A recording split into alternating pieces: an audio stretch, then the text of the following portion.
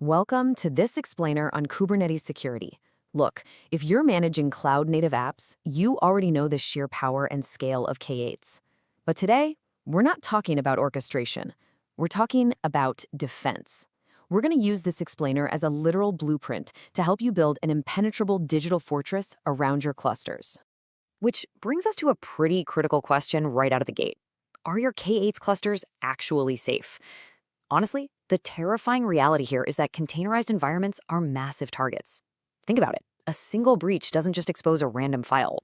A container escape, that can hand attackers the keys to your entire infrastructure. It's really not a matter of if your perimeter will be tested, but when. Okay, let's dive into this. Our roadmap today covers 1. The basics of K8 security. 2. Understanding CVEs and threats. 3. Securing data with etcd. 4. Implementing role-based access. And 5. Kubernetes security best practices. All right, let's get into it. So, Section 1. The basics of K8 security and protecting clusters. Let's define the absolute perimeter of our fortress.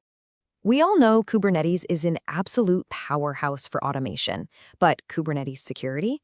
That's a completely distinct discipline. It's the specific practices and tools you use to protect those clusters. Because, let's be real, all that brilliant automation is just a massive liability if the environment itself isn't completely shielded from the outside world. So why are those tools so absolutely crucial? Well, because we're defending against 6 basically catastrophic threats.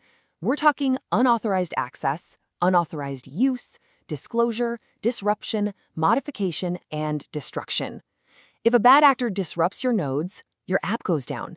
If they modify your configurations, they own your environment. Mitigating these 6 specific threats is the core mission here. That brings us to Section 2, Understanding CVEs and Threats, focusing on known vulnerabilities. Let's take a look at the intruders actively trying to breach our walls. You hear this acronym a lot in cloud computing, but CVEs, common vulnerabilities and exposures, are essentially publicly known cybersecurity vulnerabilities. Think of them as public blueprints for break-ins. Because these vulnerabilities are entirely public and documented, literally anyone can study them to figure out the exact pathways to bypass a system's defenses. So the crucial point is that attackers actively exploit these CVEs to gain unauthorized access to clusters. I mean, if a vulnerability is public knowledge and you just haven't gotten around to patching it, you've essentially just handed over the keys to the front gate. These are actively exploited out there in the wild, which makes them your absolute highest priority threat. Moving right along to Section 3, Securing Data with ECD, focusing on distributed storage. Let's transition from the outer perimeter to the cluster's ultimate digital vault. In the whole Kubernetes ecosystem, that vault is etcd. It's a distributed key value store. It holds the vital configuration data that literally makes your deployments function. From a security standpoint, make no mistake, etcd is the absolute crown jewel of your cluster. Now, what's really interesting about this is that because it houses your cluster's most critical state, etcd provides a highly secure way to store your sensitive data. If you properly configure encryption and strict access at the etcd level, you lock down that critical information tight. So even if an attacker manages to breach an external layer, a secured etcd stands strong as an impenetrable vault. Next up, Section 4, Implementing Role-Based Access, focusing on controlling access.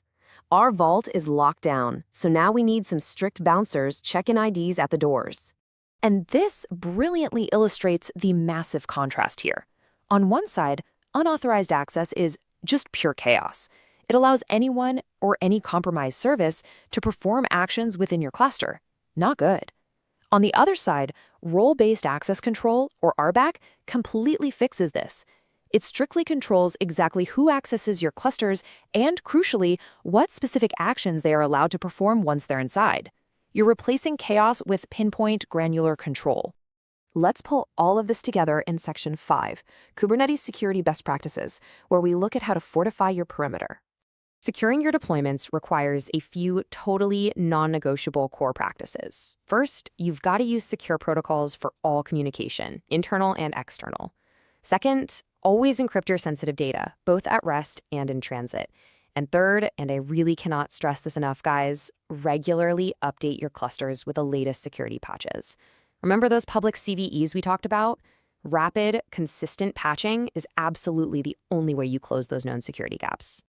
Let's see how this builds out into concrete defensive tools. Beyond patching, you need things like network policies to restrict traffic flow, basically creating strict firewalls between your microservices.